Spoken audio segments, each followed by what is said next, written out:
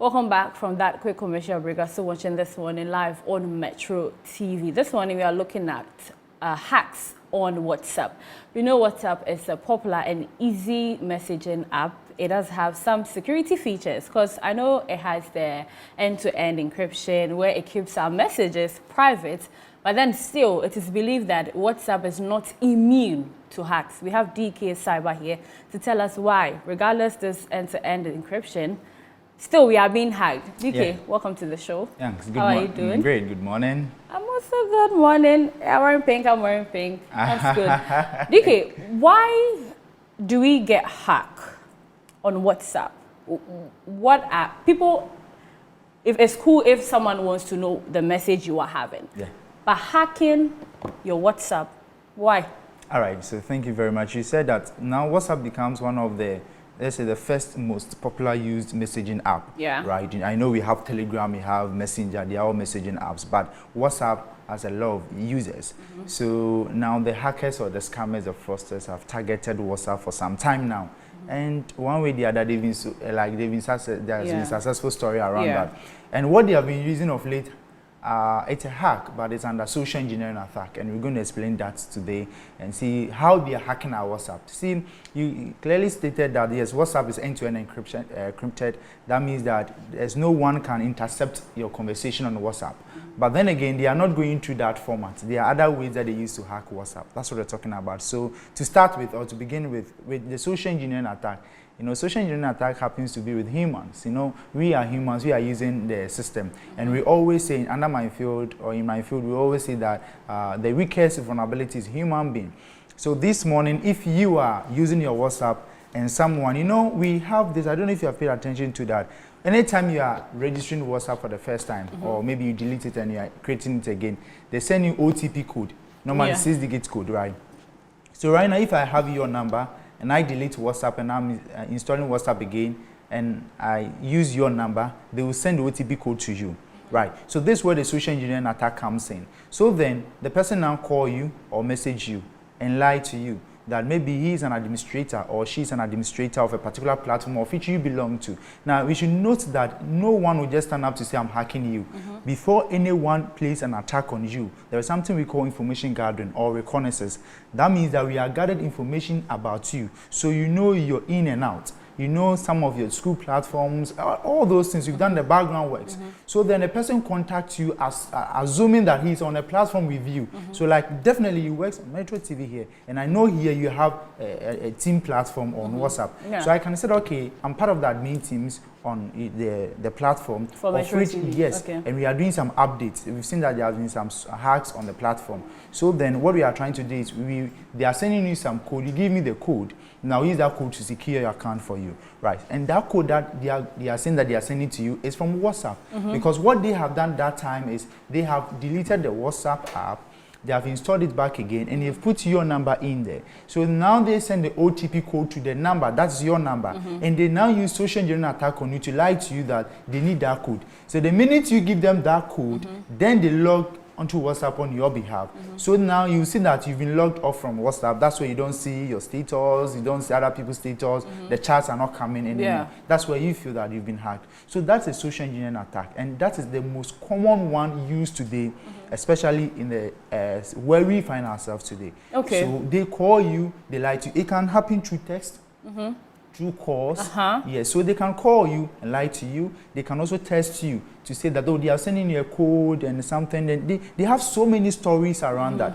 But the point here is that they demand of that OTP code from you. But the good news here is that there's a process to block such activity. Okay, before we go to the blocking, you spoke about the messages. You see, you'll be in a group and someone will just drop a long message and there's a link there. When you click, it means you've been hacked. No, hacking doesn't happen that way. Okay, so because I want you to really break it down. The ones that happen, like you've explained, and the ones which happen, like in our group chat, there will be a message, like about some money or some, I don't know.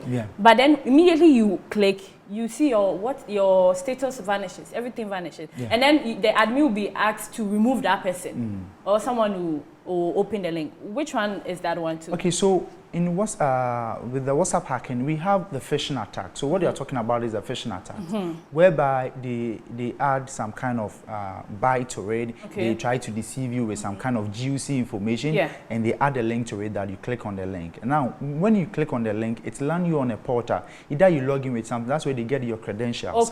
So when you click on the link, a login opens. So when you put in a credential, that's where they have such credentials, and they use that against you. Now, and most of the time, what you've seen that when they hack your WhatsApp, then they use your name, your image to portray that you are promoting such evil activity.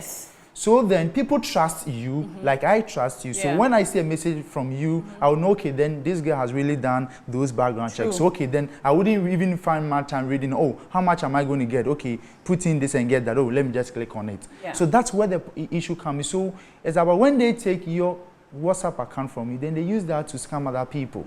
Right. So that's what we are looking at. So let's talk about the blocking. How do you block all these things? So before even we come to the blocking, there's another attack. You know, when it comes to hacking, I said that there are so many processes that we go through to get your account hacked, right? So the first one was the social engineering attack through the smishing and the vision, calling an XMS, right? There's another way that's called spy apps, right? Spy apps. You see, these are devices that we use. There's a way that people can develop, or these hackers, fraudsters can develop malicious apps. And those apps, when they land on your device, their activity or their duty over there is just record everything on your phone to send to someone. So that's where you see that your data is being used excessively. You see that your phone, like the performance of it is coming low. So when they have those spy apps on your phone, now they take everything on your phone and send to someone. So assuming this morning I go on WhatsApp, whatever I'm doing on WhatsApp is being captured and sent to someone anonymously. So, and those spy apps sometimes comes through, sometimes the links that we click to go and download some certain things, right? So mostly apps that we download them outside Play Store, App Store, they are quite dangerous. So those apps, how do you download it? Is it that you are taking it from Google or you are downloading it from? You know, sometimes because they carve it in a way that they will make it feel like it's a need for you to download that app. Like I've sent you a message and I've told you that, oh, there is a platform that doubles money, right? And they need to download an app to do that for you. You are not so much about where you are downloading the app from. Your duty or whatever you want is to get that app downloaded on your mobile phone to access such opportunity. You see the point here? And in those apps that really read the messages, is it only WhatsApp or maybe your other? So it takes a screenshot, it takes everything. So that let's say your Snapchat conversation, it will take Facebook, your Instagram. Which apps are those? So normally to check such apps, right, when the apps comes or lands on your device, it disguises itself. So the secret here I'm giving people is whenever you go on your mobile phone, go to your phone settings and go to where the apps are. Now when you get there, those apps are normally, you don't see any name there, but you see there's some kind of Wi-Fi icon. So is that when we go on settings? Then go to where your apps are. So under iPhone, you just go down, you see your apps there. Right? So you go through and see that if there's an app that you see there, it has no name, but you see there's an Wi-Fi. You see that normally they are like Wi-Fi icon. Right? Like the three waves. So you see them there, and so you feel that, oh, what is this? Okay, let me leave it. Normally, that's how some of the spy apps disguise themselves. Because when I put a spy app on your mobile phone, you don't see it.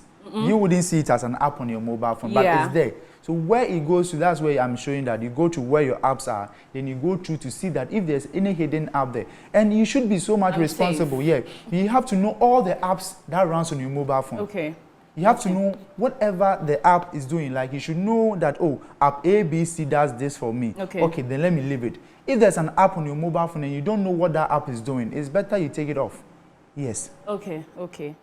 So let's talk about how to block that. Right, you see, WhatsApp provides something we call, not only WhatsApp, now the systems were what we call the two-factor authentication, right? Or the two-step verification.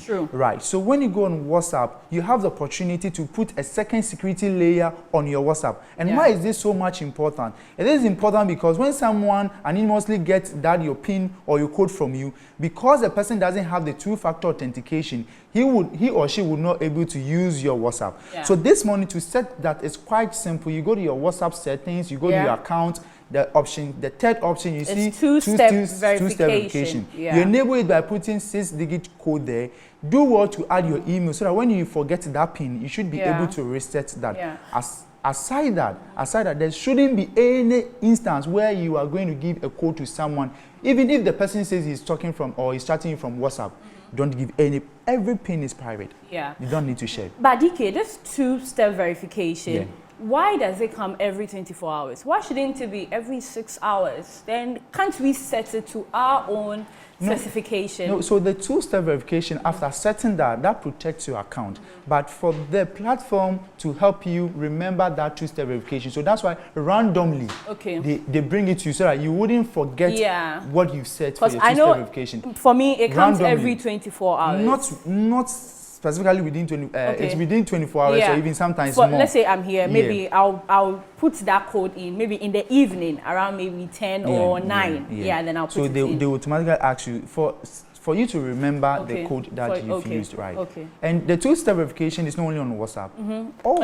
All social media platforms, Facebook, Instagram, LinkedIn, email, everything. You have to put it there.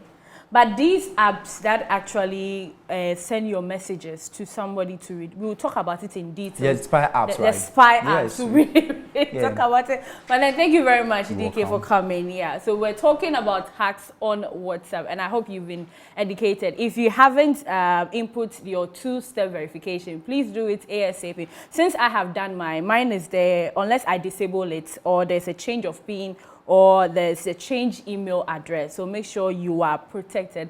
That's all for today. Thanks for watching. My name is Nanaya Tanobache.